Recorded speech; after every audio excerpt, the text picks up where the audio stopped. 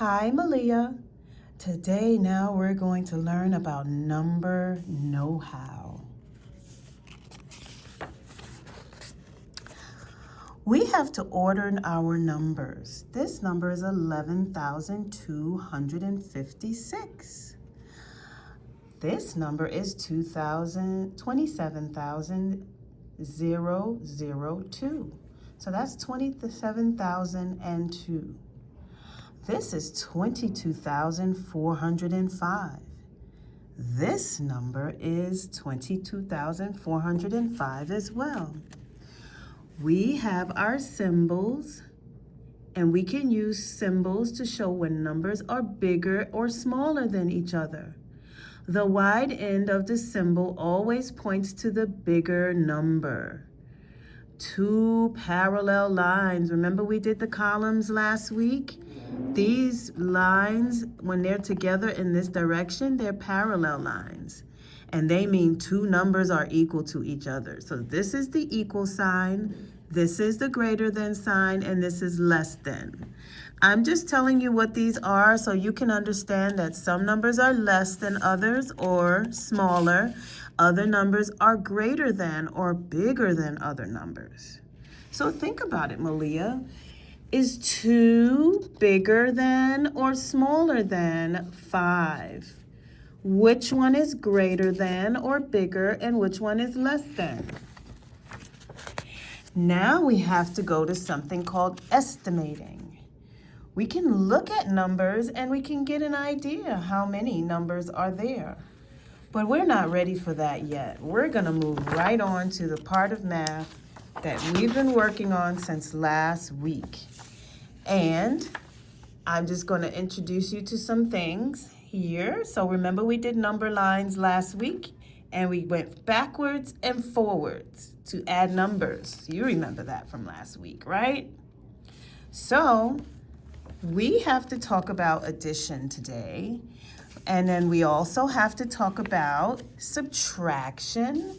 And then we have to talk about what kind of numbers that make the tens place, and what kind of numbers make the ones place, and what kind of numbers make the hundreds place. And we're not going to do these other numbers, not yet. We're not ready for those, but we do have to do our equations. Remember last week we did some equations? So we took one number plus another number, and it equaled this number. Everything that's on this side has to equal what's on that side, right? We did those math questions last week. So those are called equations. Now I'm just going through the book, and you're going to see all the beautiful things that are in the book. But the things that we're going to focus on are the numbers place. Numbers place. And then once we go past the numbers place, then we have a whole lot of other numbers that we have to learn. And we're not going to do all of that today, but I wanted to show you all of the beautiful pictures. All of the beautiful pictures. And then we're going to go back to our numbers place. Okay? So we have numbers. I'm just going back. And we're going back to our place value. Okay. So with our place value, sorry for all the page flipping, but I want to make sure we cover everything. So remember, we had all of these pallets they made.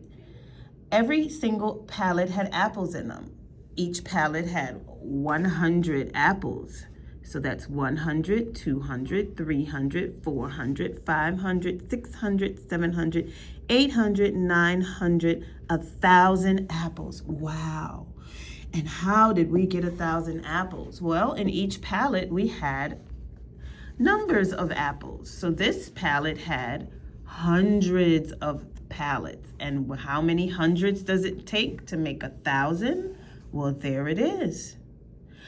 And we have tens. How many tens did it take to make a full pallet of 100? And then we had to look at ones. We only have 3 ones. So in this number, 1,453, we have all those pallets and all those rows and columns. Remember last week we did rows. The rows go across, rows go across, rows go across, and then we have columns. Look at all those columns we have.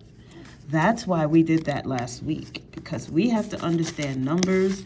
We have to be able to take pennies and beans and rocks and other things and be able to make all kinds of rows and columns of numbers.